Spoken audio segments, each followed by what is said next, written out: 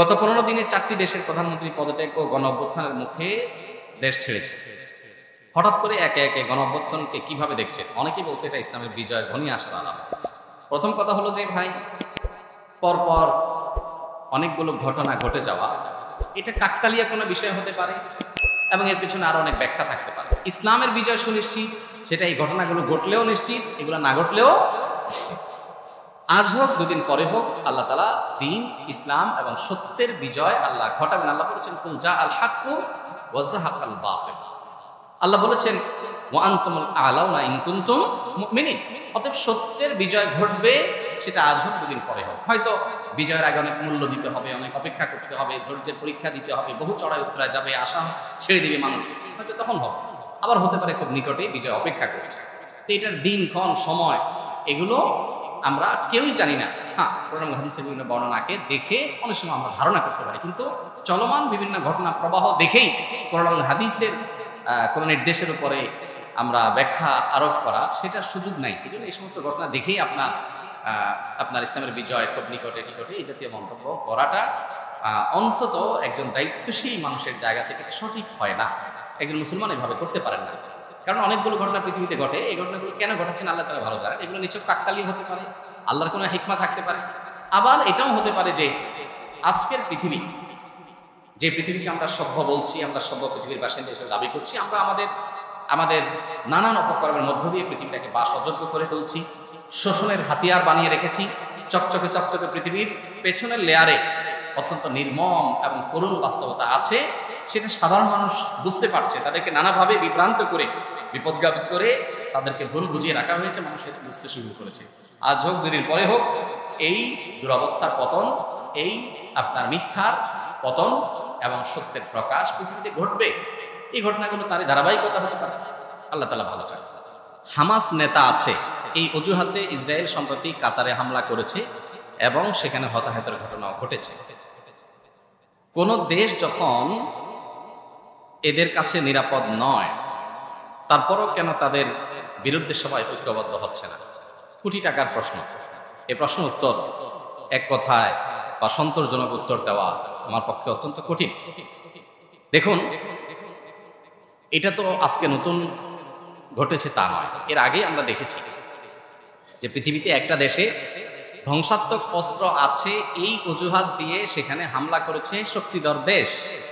হামলা করে গোটা দেশ তছনছ করে একটা দেশের মানুষকে ধ্বংস করে দিয়ে, একটা জনপদকে ধ্বংস করে দিয়ে তারা ক্ষান্ত হয়েছে। কিন্তু শেষ পর্যন্ত সেই তথাকথিত ধ্বংসাত্মক অস্ত্র পাওয়া যায়নি। তাহলে এত বড় একটা ধ্বংসযজ্ঞ চালানো হয়েছে ভুল ধারণার উপর ভিত্তি করে, সেটার জন্য কাউকে সরি বলতে দেখা যায়। আজকের পৃথিবীতে আমরা বলি মববাজি করা যাবে না, আইন হাতে তুলে নেওয়া যাবে না, বিচারের প্রতি শ্রদ্ধা রাখতে হবে। কিন্তু এই কথাগুলো যেন গরিব মানুষদের জন্য প্রযোজ্য, গরিব দেশগুলোর জন্য প্রযোজ্য। যাদের পাওয়ার আছে তাদের জন্য এগুলো চলে না, তাদের জোর যার মূল্য তার, এই নিয়মই তাদের জন্য চলে। এই জন্য 2025-এর পৃথিবীতে এসেও মুহাম্মদ সাল্লাল্লাহু আলাইহি সাল্লাম কিভাবে রাষ্ট্র পরিচালনা করেছেন, তিনি কিভাবে বৈশ্বিক সংকট মোকাবিলা করেছেন, তার আদর্শ কি ছিল সেটা দেখবার মতো। কেউ পৃথিবীতে ইসলাম এবং মুসলমানদের শত্রুরাও কেউ দেখাতে পারবে না মুহাম্মদ সাল্লাল্লাহু আলাইহি সাল্লাম কিংবা তার 4 খলিফা 30 বছর শাসন করেছেন এবং অর্ধ পৃথিবী তাদের পায়ের তলা একটা পর্যায়ে এসেছে। এই সময়কালীন সময়ের মধ্যে অমুসলিম বা ভিন্ন মতের মানুষ তাদের উপরে চড়াও হয়েছেন কোনো কারণ ছাড়া এবং ধ্বংসযজ্ঞ চালিয়েছেন মিথ্যা অজুহাতের ভিত্তিতে। জোর আছে সেজন্য ধ্বংসত্ব চালিয়ে দিয়েছেন, এরকম কোনো ঘটনা কেউ দেখাতে পারবে না। অতএব আজকের এই অস্থির, অশান্ত এবং সভ্যতার ভেগধারী অসভ্য পৃথিবীকে সভ্য বানাতে হলে মুহাম্মদ সাল্লাল্লাহু আলাইহি সাল্লামের আদর্শ ব্যক্তি থেকে রাষ্ট্র এবং আন্তর্জাতিক জীবন সর্বত্র চর্চা করার বিকল্প কোনো পথ আমাদের সামনে খোলা নেই। আমরা ট্রাই করতে পারি বিভিন্ন আইডিওলজি, কিন্তু আমরা ব্যর্থ হব নিশ্চিত যাবত না আমরা মুহাম্মদ সাল্লাল্লাহু আলাইহি সাল্লামের সিরাত এবং তার সুন্নতের দিকে প্রত্যাবর্তন ফিরে না আসবো। আল্লাহ আমাদেরকে ফিরে আসার তৌফিক দান করুন। কাতার আমেরিকার বন্ধু রাষ্ট্র, মিত্র দেশ, আর ইসরায়েল আমেরিকার সাথে ঘনিষ্ঠ সম্পর্কের কথা আমরা কে না জানি। তাদের ইশারা ছাড়া কিছুই করে না, সেটা আমরা কে না জানি। সেই কাতার যখন নিরাপদ নয়, সেখানে হামলা করেছে একটা দেশে। আমার শত্রু আছে এই অজুহাতে আমি যদি হামলা করতে পারি, তাহলে আপনার বাড়িতে আমার হামলা করা বৈধ হয়, আমার বাড়িতে আপনি হামলা করা বৈধ হয়। আমার সন্দেহ হচ্ছে আপনার ঘরে আমার শত্রু লুকাইতে আছে, আপনার ঘর আমি আগুন জ্বালাই দেব।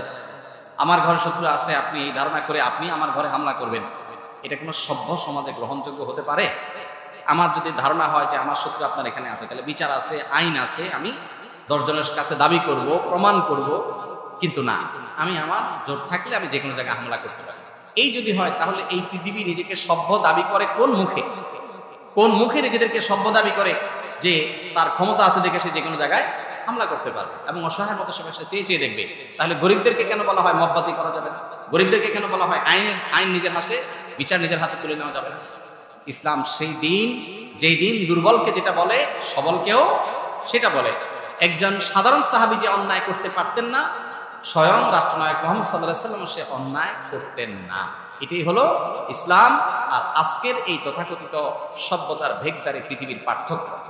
অতএব এই ঘটনাগুলো আমাদের বিবেককে যেন খুলে দেয় যে আমরা যতই চকচকে তকতকে পৃথিবী দেখি না কেন, এই পৃথিবী যে পৃথিবী মুহাম্মদ সাল্লাল্লাহু আলাইহি ওয়াসাল্লামের দর্শন বা তার আদর্শের অনুসরণ করছে না, এটা কখনো মানুষের সত্যিকারের মানবাধিকার, মানুষের সত্যিকারের পাওনা প্রাপ্য অধিকার, এটা কখনো পরিপূর্ণভাবে দিতে পারে না। দিতে হলে ইসলামই মানুষকে আসতে হবে। ইসলামই হলো একমাত্র অবলম্বন এবং চূড়ান্ত সমাধান। আল্লাহ আমাদেরকে বোঝার তৌফিক দান করুন। আর এত কিছুর পর মুসলিমরা ঐক্যবদ্ধ কেন হচ্ছে না বা অন্যরা ঐক্যবদ্ধ কেন হচ্ছে না, এটা তো কোটি টাকার প্রশ্ন। এই প্রশ্ন উত্তর আমার কাছে নেই। যখন দেখা হচ্ছে যে কোনো দেশে নিরাপদ না, তো আমিও নিরাপদ হতে পারি। শয়তান আমাদের কাছে বুঝায় এবং ওরা আমাদেরকে বুঝায় আক্রান্ত হয়েছে ইরাক, আমরা তো ভালো আছি, এটা তাদের ইস্যু। আক্রান্ত হয়েছে আফগানিস্তান, এটা তাদের ইস্যু। আফগানিস্তান আক্রান্ত হয়েছে অমুক দেশ, এটা তাদের ইস্যু। আমরা তো ভালো আছি। এই চিন্তা যখন করি তখন একে একে আমরা সবাই আক্রান্ত হচ্ছি অথবা হব। কিন্তু মুসলিম ভ্রাতৃত্বের জায়গা থেকে পৃথিবীর কোনো একটা জায়গায় কোনো মুসলমান আক্রান্ত হলে আমরা সেখানে আমাদের সিম্প্যাথি থাকতে হবে। আমাদের যারা যখন রাষ্ট্র পরিচালনার দায়িত্বে থাকে, তারা যখন দিন বিরোধী কাজ করে, ইমানদার হিসেবে আমাদের কর্তব্য হয় তাদেরকে থামিয়ে দেওয়া এবং তাদেরকে সঠিক পথে দিশা দেওয়া। সেটা যদি না করি, আমি তো ভালো আছি চিন্তা করি, তাহলে আজকে আমার নিরাপত্তা থাকলেও কালকে আমার তা থাকবে না। এই শিক্ষা আল্লাহ মুসলিম জাতিকে গ্রহণ করার তৌফিক দান করুন। আমাদের মধ্যে অনৈক্য সৃষ্টি করার জন্য তারা নানাবিধ বিষয় আমাদের মধ্যে ঢুকায় দেয়। মাসআলাগত অনৈক্য, আকীদার অমৌলিক বিষয়, শাখাগত বিষয় নিয়ে অনৈক্য, মতপার্থক্য। এই মতপার্থক্যগুলো আমাদেরকে এমনভাবে আপনার বিরোধের পর্যায়ে নিয়ে যায় যে আমাদের মধ্যকার মুসলিম ভ্রাতৃত্বটাকে আমরা ভুলে যাই এবং এই সুযোগেই তারা আমাদের উপরে রোল প্লে করে। যেই ইন্দোনেশিয়া, হল্যান্ড বা নেদারল্যান্ড এই দেশের চাইতে প্রায় 40 গুণ বড়, 40 ভাগের 1 ভাগ, সেই দেশ এত বিশাল বড় দেশকে শাসন করেছে বছরকে বছর, যুগকে যুগ। ঠিক একইভাবে ছোট্ট একটা দেশ, গোটা বিশ্বের তুলনায় ছোট ইংল্যান্ড, তারা গোটা পৃথিবীর প্রায় সব অংশ, অলমোস্ট বেশিরভাগ অংশই তারা শাসন করেছে এবং তাদের শাসনের অধীনে সবাইকে চলতে হয়েছে, শোষিত হয়েছে, সাম্রাজ্যবাদের বিস্তার ঘটিয়েছে। শুধুমাত্র আমরা অনৈক্য এবং আমাদের যে সমস্ত বহুদা বিভক্তি কেন্দ্রিক যে সমস্ত বিষয় আছে সেগুলোর কারণে। অতএব আল্লাহ তাআলা আমাদেরকে ইখতিলাফ বা মতপার্থক্য তো থাকবেই, সেগুলোকে ম্যানেজমেন্ট করার, সেগুলোকে মিনিমাইজ করার যে পদ্ধতি নবী সাল্লাল্লাহু আলাইহি ওয়াসাল্লাম শিখিয়েছেন, আদাবুল ইখতিলাফ, সেটাকে বজায় রেখে মুসলিম ভ্রাতৃত্ব বোধকে আমাদের সমুন্নত রাখার তৌফিক দান করুন। আমরা আন্তর্জাতিক এই পরিমণ্ডল এর চিন্তা না করে বা ওটাকে এক পাশে রেখে আমরা যদি আমাদের দেশীয় পরিমণ্ডলের কথা চিন্তা করি, দেশে আমাদের হুজুরদের মধ্যে বিভিন্ন গ্রুপ মতামত আছে না, মানুষ মাত্রই থাকবে, স্বাভাবিক একাধিক থট থাকবে, তাই বলে আমরা একজনের শত্রু হতে পারি না। কোর বিষয়ে আমরা একে অন্যের কাঁধে কাঁধ মিলিয়ে এক কাতারে দাঁড়িয়ে দিনের স্বার্থকে নিয়ে কাজ করলে দিন শেষে দিন বিজয়ী হবে। আমরা সবাই ক্ষতিগ্রস্ত, আজকে সে কালকে আমি। আল্লাহ আমাদের বোঝার তৌফিক দান।